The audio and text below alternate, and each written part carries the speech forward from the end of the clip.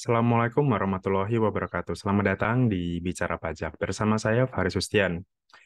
Di video kita kali ini, saya akan menjelaskan sebuah aplikasi untuk menginput pemotongan PPh pasal 21 untuk bulanan ya, khususnya tahun 2022 ini. Kalau di sebelumnya, saya sudah pernah share bagaimana cara menginputnya melalui CSV bisa atau melalui Key-in bisa ya, di ISPT PPh pasal 21. Nah, ini adalah versi terbarunya ya, versi 3.0 atau versi ketiganya. Nah, seperti apa cara pemakaiannya itu hampir sama dengan yang sebelumnya, hanya memang ada sedikit beberapa fitur tambahan ya, seperti itu. Nah, saya akan share untuk aplikasinya sendiri.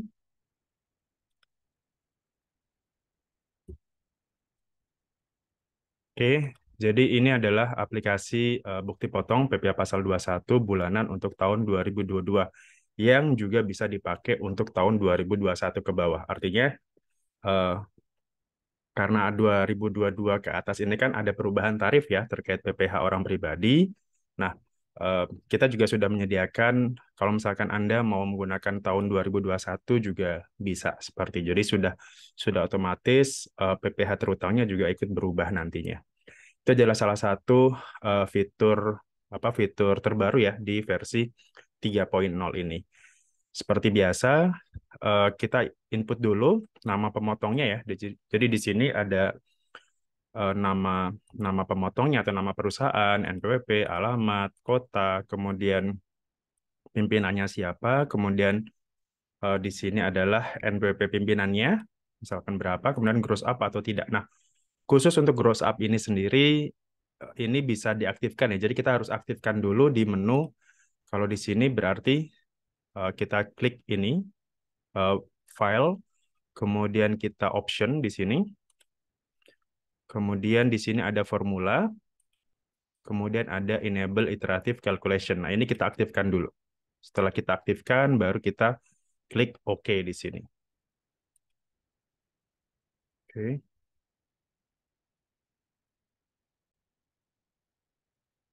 Oke, jadi tadi cara mengaktifkan gross up-nya ya. Jadi kalau misalkan perusahaan Bapak Ibu dalam hal penghitungan PPh pasal 21-nya menggunakan metode gross up, artinya PPh pasal 21-nya itu ditanggung oleh perusahaan. Nah, kita harus aktifkan tadi ya, klik option, kemudian formula dan checklist enable iteratifnya.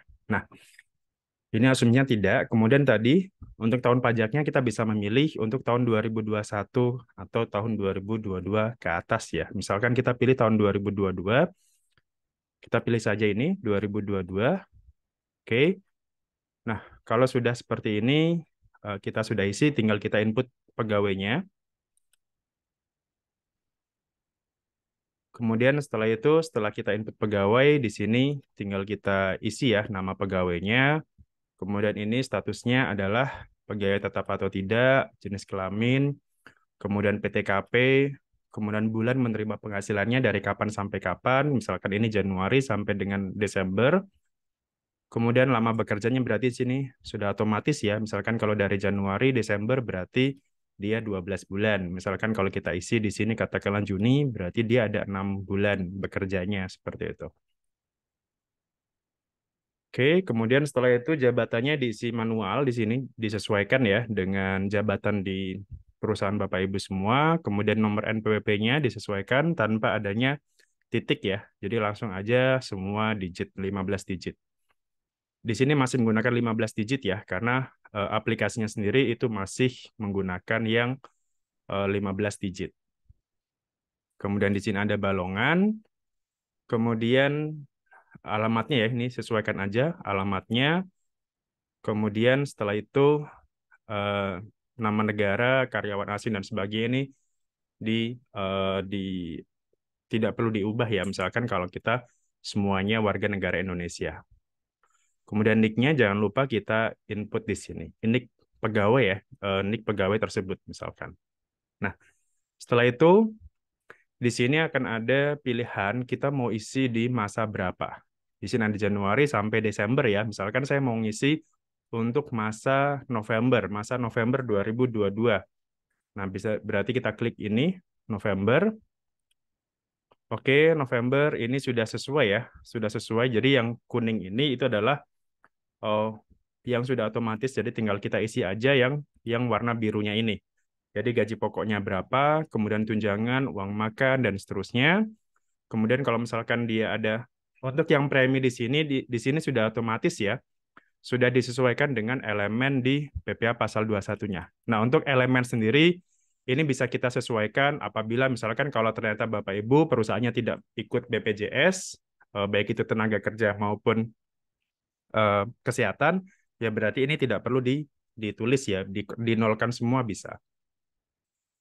Oke, kalau sudah tadi ya, kalau misalkan sudah kita klik November tadi, kemudian ada juga ini kan yang sifatnya rutin ya. Jadi yang sifatnya rutin, ada juga yang sifatnya non rutin. Apa saja itu? Contohnya katakanlah ada bonus, THR, tantim, jasa produksi gitu ya, yang mungkin dalam 1 tahun itu tidak terima setiap bulan, misalkan hanya 1 tahun sekali atau mungkin hanya 2 tahun hanya setahun 2 kali dan sebagainya. Contoh misalkan ini dia terima bonusnya 5 juta, kemudian THR-nya berapa gitu ya misalkan gitu. Ini adalah penghasilan yang sifatnya tidak teratur, artinya penghasilan yang tidak setiap bulan ada gitu. Nah, kebetulan misalkan di November dia terima bonus misalkan sebesar semuanya dapatnya 5 juta misalkan. Oke. Nah, maka di sini otomatis yang kuning ini yang warna kuning ini semuanya otomatis berubah menyesuaikan dengan penghitungan yang dari birunya itu ya. Oke, di sini sudah otomatis semua. PTKP-nya sudah mengikuti sesuai dengan yang tadi ya di pegawainya sendiri. Jadi kalau misalkan pegawainya itu katakanlah ini K0 berarti ya 58.500. Misalkan K2 berapa, TK0 berapa gitu ya, disesuaikan dengan yang tadi. Nah, ini semuanya sudah. Jadi tinggal kita ikutin aja di sini penghitungan pajaknya. Nah, berikutnya selain itu, setelah ini semua kita jadi tinggal kita isi yang warna-warna biru saja ya. Yang warna lainnya ini sudah otomatis. Nah, berikutnya setelah kita isi ini, berikutnya ini ada slip gaji ya. Nah, slip gaji ini bisa Bapak Ibu, ini sekedar template saja, bisa Bapak Ibu pakai ataupun tidak ya, silakan aja. Tinggal disesuaikan aja, misalkan ini nama perusahaannya apa, logo perusahaannya apa gitu ya. Silakan aja. Disesuaikan aja ini nama logo dan nama perusahaan. Kemudian kalau misalkan kita mau mengubahnya ya silakan aja nomor urut masa berapa, misalkan masa Januari. Oke, Januari, kemudian nomor urutnya berapa? 3 misalkan. Siapa di sini? Tinggal kita print saja ya. Ini belum ada makronya, jadi ya untuk mengeprintnya silakan manual saja ya. Tinggal kita file, kemudian print gitu aja. Oke, ini adalah slip gajinya ya. Jadi eh, ini adalah fitur terbaru dari yang versi dibandingkan versi yang 3 atau yang versi 2.0 ya, atau versi yang lama. Versi terbaru ini sudah ada slip gaji yang bisa Bapak Ibu ubah sendiri ya, nama dan juga logonya ini. Kemudian setelah itu hitung tahunan ini adalah sebenarnya untuk menghitung kira-kira berapa sih setahun itu penghasilan saya ya. Gitu. Ini asumsinya berarti bulan Desember ya. Desember itu kan sebenarnya kumulatif ya. Jadi penghasilan selama 1 tahun berapa, kemudian setelah itu pajaknya berapa. Pajak selama setahun berapa kira-kira seperti itu. Kemudian terakhir ini adalah ada fitur CSV-nya, CSV bulanannya. Jadi ini adalah nanti tinggal kita save as saja ke bentuk CSV. Setelah itu tinggal kita upload ke ISPT ya, seperti itu. Caranya gampang. Misalkan ini tadi kan kita mau membuat untuk masa November ya, berarti ini kita isinya 11 aja. Misalkan kalau kita katakanlah 12, di sini sudah otomatis, ini juga sudah otomatis ya, gitu. Jadi ini sudah otomatis terisi. Oh, yang ini juga sudah otomatis terisi semua. Gitu. Jadi relatif lebih mudah ya, gitu. Jadi cuman ini aja yang harus kita yang harus kita ini ya ganti ya. Misalkan tadi 11, oke, 11. Maka di sini ikut 11 semua, NPWP-nya juga mengikuti. Nah, jumlah brutonya juga mengikuti ya. Kalau misalkan tadi bulan 1, nah ini otomatis terisi. Jadi mengikuti dari yang bulan 1 juga. November, misalkan tadi November, nah ini otomatis bulan November di sini. Jadi penghasilan brutonya berapa, jumlah PPh terutangnya berapa. Kita ambil angkanya itu dari yang November ini ya. Angka yang paling pojok ini kita ambilnya. Gitu. Jadi penghasilan bruto berapa, kemudian PPh terutangnya berapa. Di sini kita ambilnya. Oke, kalau sudah, misalkan kalau katakanlah tadi ada, misalkan kita tambah ya. Nah, ini kan masih kosong ya. Berarti ya, kalau misalkan ada 100 ya berarti tinggal kita drag aja sampai ke angka 100 gitu ya, sampai ke nomor 100. Disesuaikan dengan yang ada di sini ya. Ini kan berapa gitu ya. Oke, tadi ini kalau sudah kita balik lagi ke sini, tadi ada. Ini ya, misalkan tadi ya, Januari sampai Agustus, ini otomatis 8 bulan. Kalau kita mau balik lagi ke Desember, di sini maka jadi 12 bulan. Gitu. Jadi ini sudah otomatis. Nah, berikutnya cara cara untuk mengimpornya adalah kita kita copy dulu ya di sini. Kita copy dulu. Oke, kita coba. Nah, caranya untuk mengcopy CSV ini ke dalam ISPT adalah dengan cara kita klik kanan dulu di sini, kemudian move or copy ya. Nah, pastikan untuk create a copy-nya ini kita centang ya. Create a copy-nya ini kita centang. Kenapa? Biar file yang ininya tidak terhapus gitu ya. Karena kalau terhapus nanti ya kita nggak bisa apa istilahnya nggak bisa impor lagi datanya gitu ya. Kita repot lagi nanti. Jadi pastikan create a copy dulu di sini.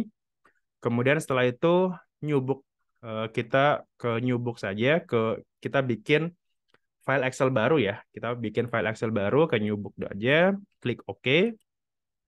Nah, kemudian kalau sudah seperti ini tinggal kita save as saja. Kita save as. Kemudian kemana gitu ya. Misalkan ke desktop.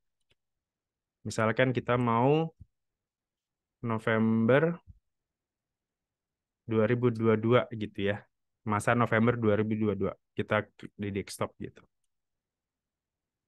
Oke, kalau sudah seperti ini kita close.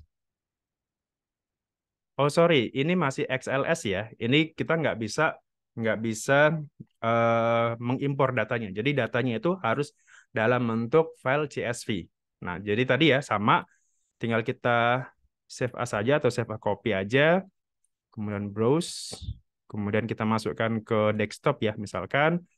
Nah, jangan lupa Excel workbook-nya ini kita ganti ke comma delimited, jadi CSV ya, comma delimited. Sini pastikan, kemudian save. Nah, kalau sudah seperti ini, kita close ya. Jadi, kalau misalkan ini tidak kita close, nanti filenya akan error.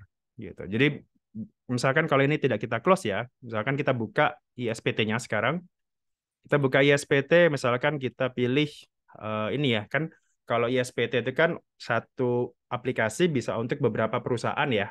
Gitu. Jadi, tinggal kita sesuaikan aja database perusahaannya. Nah, misalkan ini kita masuk ke sini, PT Maju Sentosa, pilih database-nya, kemudian password-nya 123 ya, secara default.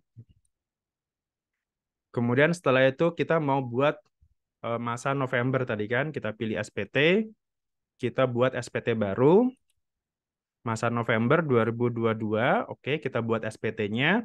Ini bisa kita ubah ya, tinggal kita scroll aja ke atas atau ke bawah. November 2022. Oke, SPT berhasil dibuat. Nah, untuk mengimpornya, ini ada di menu CSV, kemudian impor, kemudian masuk ke bukti potong, kemudian ke pemotongan pajak bulanan. Oke, kemudian setelah itu tinggal kita buka filenya. Setelah itu tinggal kita cari aja bukti yang tadi ya, November ini. Nah, tadi kan masih kita buka ya. Nah, kalau misalkan filenya tadi masih kita buka, statusnya masih kita buka, pasti akan ada error seperti ini. Ini kita continue dulu aja. Nah, tadi yang file yang tadi, yang ini tadi ya, yang CSV-nya, kita close lagi. Jadi pastikan ini di close ya. Kita close, oke. Nah, kita coba ulangi lagi. Sekarang kita coba buka. Oke, nah di sini sudah otomatis masuk ya tadi ya. Ada sekitar 12 record, 12 pegawai tadi ya, gitu. Oke, nah ini kita buat CSV-nya. Kita impor sekarang. Semoga berhasil. Oke, 12 impor berhasil. Jadi ini tinggal kita masukkan ke ISPT ya, seperti itu. Jadi ini rekornya berhasil. Kalau misalkan ternyata rekornya gagal, itu biasanya ada error log-nya. Nah, error log-nya itu tinggal kita buka aja di sini. Error log-nya itu, kira-kira error log-nya ini kenapa? Gitu. Jadi tinggal kita buka aja error log di sini. Kemudian di sini tinggal kita lihat ya, kira-kira error log-nya kenapa. Bisa karena mungkin NPWP-nya tidak valid, bisa juga karena masa masa pajaknya salah dan sebagainya ya gitu. Jadi pastikan tadi sudah benar. Nah, kalau sudah benar tadi ya, sudah masuk di sini, impor berhasil, tinggal kita buka aja isi SPT, kemudian daftar pemotongan untuk satu masa pajak.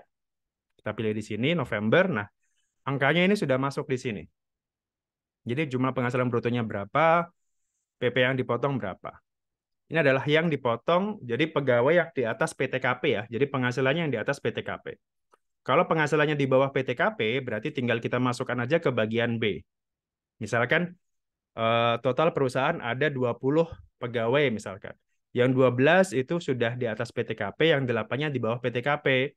Jadi tinggal kita isi aja di sini 8 pegawai, kemudian di sini tinggal kita katakanlah masing-masing pegawai itu penghasilannya berapa? Penghasilannya 3 juta misalkan. 3 juta kali 8 berarti kira-kira berapa? Misalkan kalau 3 kali 8 itu kan sekitar 24 ya. Oke, jadi di sini adalah 24 juta. Jadi langsung ya, jadi total berapa pegawainya, berapa jumlah brutonya. Tidak perlu dirinci NPWP maupun namanya ya, jadi langsung aja total berapa pegawai dan berapa penghasilannya. Kemudian kita simpan, bagian B berhasil. Nah, kemudian, nah seringkali bertanya, Pak, bagaimana cara untuk membuat bukti potong yang tidak final, yang non pegawai, sementara kan ada tarifnya kan sudah terbaru ya, PPA pasal 21, PPA orang pribadi kan tarifnya sudah terbaru. Nah, pertama sebelum kita buat bukti potong, kita harus ubah dulu di referensi di sini. Referensi, kemudian ubah tarif, kemudian pasal 17-nya ini kita ubah. Jadi kita ubah dulu pasal berlapisnya. Nah, di sini kan awalnya di sini kan 50 juta ya. Jadi kita ubah dulu, yang 50 juta ini, itu kita ubah ke 60 juta. Maka lapisan pertamanya, kan awalnya tadi 50, berhubung ada perubahan tarif, maka sekarang jadi 0 sampai 60. Gitu. Jadi jangan lupa untuk mengubah tarifnya dulu di menu referensi ya. Jadi kita ubah dulu yang ini 60, nah sisanya ini otomatis sama. Hanya memang ini kan sampai layer keempat saja ya, padahal seharusnya kan sampai ke layer kelima ya, sampai 35%. Cuman kan itu sangat, apa ya, mungkin sangat jarang terjadi ya, penghasilannya itu DPP-nya sampai di atas 5 miliar gitu. Kalaupun ada, misalkan, ya silakan nanti gunakan penghitungan sendiri ya. Jadi kita gunakan menu ekspor impor seperti yang tadi gitu. Tapi kalau untuk penghitungan biasa, kita pakainya yang ini. Jadi jangan lupa untuk buat yang 60 juta. Kita simpan. Oke. Nah, kemudian tinggal kita buat bukti potongnya tadi. Misalkan bukti potong yang tidak final di sini. Oke, kita ubah, kita klik baru di sini ya. Kita klik baru untuk membuatnya. Misalkan siapa kita mau buat, misalkan ini. Kemudian kode objeknya katakanlah kepada tenaga ahli. Kemudian kita isi di sini dengan tidak berkesinambungan, misalkan hanya sekali aja ya. Nah, jumlah penghasilan brutonya berapa? Kalau misalkan di atas penghasilan brutonya ya, di atas misalkan berapa sih? Di atas 120, misalkan ini ya 120 ya. Oke, nah Maka sekarang pajaknya itu adalah 3 juta. Dari mana 3 juta? Dari 60 juta kali 5%.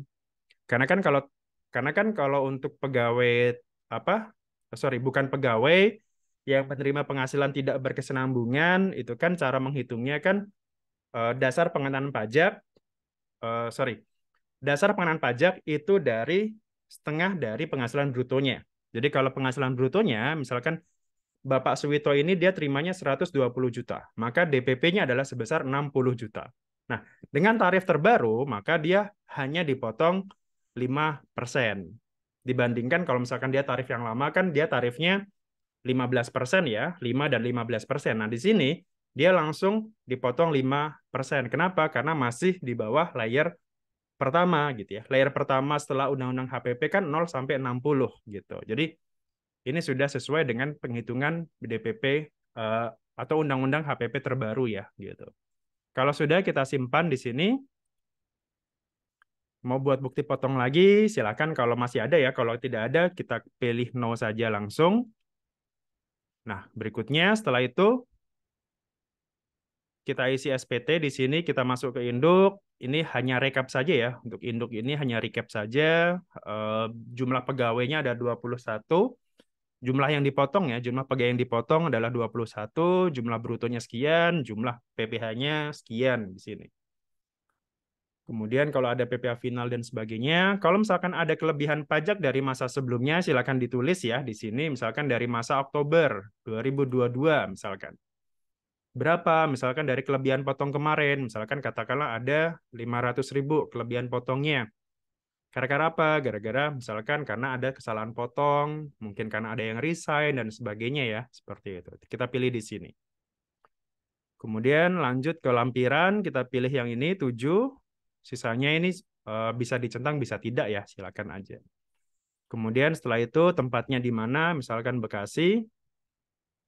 Kemudian setelah itu kita simpan. Oke. Oke, tidak ada. Oh, sorry. Oke, tidak. Oke, kita simpan dulu. Pada poin B, oh, B. Oke, ini sudah sebenarnya ya. Jadi kalau ada kayak tadi diabaikan saja nggak masalah ya, gitu. Oke, kita simpan lagi. Misalkan ini ya, Adam belum mengisi tahun B2 nomor 13. Anda dapat memperbaikinya dan melakukan penyimpanan kembali. Nah, kita cek B2 tadi ya, nomor 13. Ini kan sebenarnya sudah kita isi nih. Tahun pajak 2022-nya kan sebenarnya kita sudah isi. Jadi ya abaikan saja sih sebenarnya.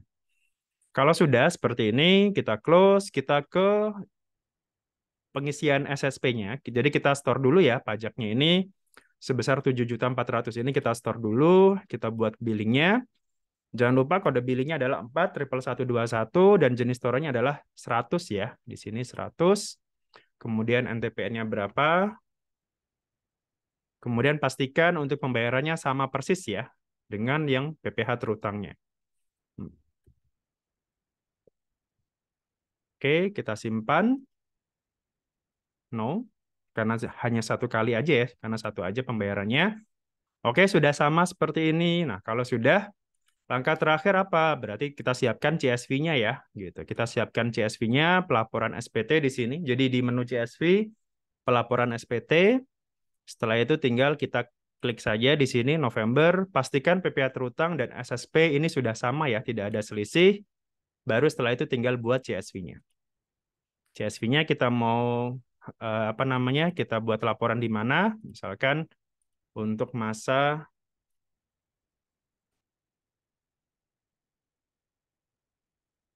Oke, untuk masa November.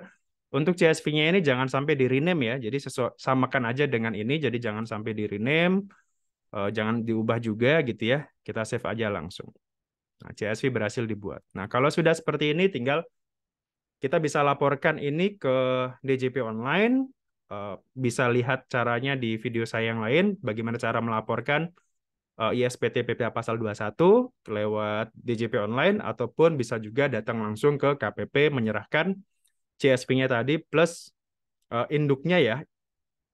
Jadi tinggal kita buatkan saja tadi cetaknya di sini formulir SPT-nya. Kita cetak induknya di sini. Kalau ada yang gagal untuk mencetak induknya, berarti pastikan lagi Crystal Report-nya diinstal secara benar ya, gitu. Crystal Report-nya silakan diinstal lagi sampai berhasil seperti ini. Kalau sudah, tinggal kita print saja, klik ini. Atau kalau misalkan mau buat PDF juga, silakan bisa print to PDF ini ya. Atau bisa juga menu ekspor PDF ini. Ekspor PDF-nya, kemudian PDF, kemudian November 2022 misalkan. Kita save dan selesai gitu. Jadi tinggal kita print saja, kita bawa ke KPP ya untuk lapor SPT masanya. Nah, terkait dengan aplikasi yang ini silakan Bapak Ibu untuk mendapatkannya. Bagi yang dulu sudah pernah silakan ya, silakan untuk kalau untuk perubahannya sebenarnya tidak terlalu banyak ya. Yang pertama tadi ya, perubahan pertama kali ini ada tahun 2021 ke bawahnya ya. Jadi kalau yang dulu itu kan hanya tahun 2022 saja. Nah, kali ini ada yang tahun 2021 juga. Jadi tinggal kita sesuaikan aja tahun pajaknya berapa. Kita isi misalkan tahun 2020, 21 sampai di sini 2020 2030 ya gitu. Kita sesuaikan aja. Kemudian perubahan berikutnya dibanding versi yang lama ya ini tentu saja ya.